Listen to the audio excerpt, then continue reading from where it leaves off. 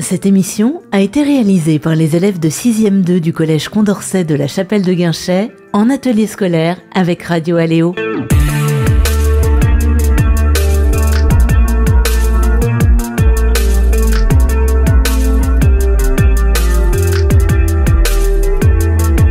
Aujourd'hui, zoom sur la Fédération de Saône-et-Loire pour la pêche et la protection du milieu aquatique, une structure qui existe depuis 1942. Pour en savoir plus, nous accueillons Cédric Goujon, salarié de l'association. Bonjour Cédric. Bonjour. En Saône-et-Loire, il y a 8000 km de rivières et de canaux, mais aussi 1500 hectares de plans d'eau.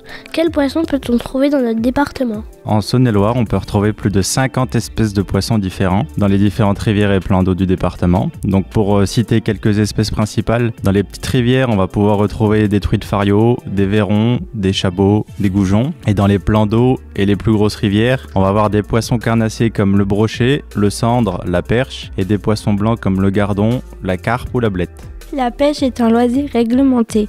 Pouvez-vous nous expliquer pourquoi il faut une carte de pêche et comment l'obtenir ? Toute personne qui se livre à l'exercice de la pêche doit obligatoirement être en possession d'une carte de pêche en application de l'article L431 du Code de l'environnement. Donc ça c'est la loi pêche. Avoir une carte de pêche, ça permet 3 choses. Donc d'accéder aux zones de pêche par rapport aux droits pêche. Donc en fait on a des associations qui louent ces droits pêche qui permet aux pêcheurs d'accéder et pouvoir pratiquer leurs loisirs. Ça permet également de surveiller, d'entretenir et de protéger les milieux aquatiques et les espèces. Grâce à la carte de pêche et les différentes associations et fédérations, on peut mener des actions d'intérêt général sur les rivières, donc des entretiens, de la gestion, de la restauration. Et en troisième chose, ça permet d'informer les publics et d'animer les territoires, donc comme on le fait aujourd'hui. Donc la carte de pêche, elle permet de garantir le fonctionnement d'un réseau d'information, d'animation et de surveillance sur la totalité du territoire. Nous avons lu qu'on peut avoir une amende si on pêche sans carte. Si on l'a oublié, l'amende est alors moins chère. Comment faites-vous pour savoir que la personne ne ment pas et a bien sa carte ? Sur le département, on a des cartes de pêche qui sont équipées d'une application mobile qui se nomme Vigipêche. Donc elle permet d'avoir accès à une base de données où on a toutes les cartes de pêche qui sont référencées et on connaît ainsi si oui ou non la personne a bien pris sa carte. Si le pêcheur n'a pas sa carte sur lui, on peut faire une recherche simple avec son nom, prénom, date de naissance et ça permet de le retrouver. Les 37 000 pêcheurs de Saône-et-Loire sont répartis dans 68 associations. À quoi servent-elles ? Les différentes associations de pêche, elles œuvrent localement au quotidien à l'entretien des parcours de pêche, au respect de la réglementation pêche, à l'empoisonnement de leurs différents sites, à l'animation auprès du public et à la communication autour du loisir. Pouvez-vous nous expliquer quels types de poissons sont limités en nombre de prises et pourquoi ? On a des poissons qui sont limités en nombre de prises. C'est principalement des espèces qu'on nomme de carnassiers. Donc on va retrouver le brochet, le cendre, le black bass, la truite sur notre département. Donc elles représentent des poissons qui sont au sommet de la chaîne alimentaire, avec donc une présence un peu plus faible que les autres espèces. On a tout intérêt, nous, à les protéger pour pouvoir équilibrer le milieu. On a aussi ce qu'on appelle des espèces repères, par exemple. En deuxième catégorie, on va voir le brochet et en première catégorie, on va voir la truite, qui sont des espèces tous les deux protégées.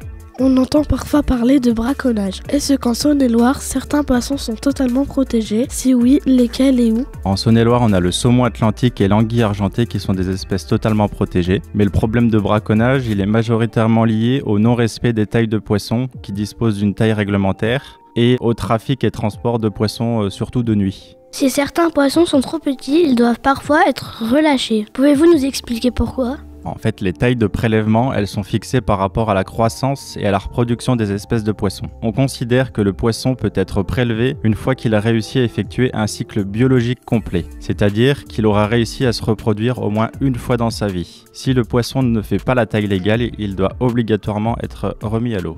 Votre fédération a aussi pour mission de protéger l'environnement. Que faites-vous exactement sur le terrain ? Concernant la protection de l'environnement, la fédération a pour mission plusieurs choses. Donc tout d'abord, de veiller à l'application de la réglementation pêche. Ensuite, de surveiller les pollutions, de gérer la gestion des ressources piscicoles, donc ça c'est tout ce qui est poisson, d'effectuer des travaux d'intervention sur les différents milieux aquatiques, pour citer quelques exemples, des aménagements de frayères, l'entretien et la restauration des zones humides, la création d'habitats pour les poissons, des effacements ou des aménagements d'ouvrages hydrauliques, la création de réserves de pêche. On peut aussi donner comme mission des projets d'aménagement susceptibles de modifier ou de porter atteinte au milieu aquatique. Est-ce que les 37 000 pêcheurs du département agissent pour la protection des milieux aquatiques ? Pour certains, c'est une activité sportive, donc pas forcément, mais pour d'autres, c'est une activité de détente et de loisir, donc on va avoir plusieurs types de pêcheurs. Dans tous les cas, ces pêcheurs, ils entretiennent une relation privilégiée avec l'environnement et en particulier donc le milieu aquatique, et ils représentent un formidable réseau de connaissances, de surveillance et d'intervention pour protéger nos rivières et nos plans d'eau. Par exemple, ils alertent du braconnage, des sécheresses, des mortalités piscicoles, des pollutions, etc. Donc on peut dire que oui. La fédération organise des stages pour permettre aux pêcheurs débutants d'avoir un comportement responsable vis-à-vis de la nature. Qu'est-ce que ça veut dire exactement? Quels sont les bons gestes à avoir?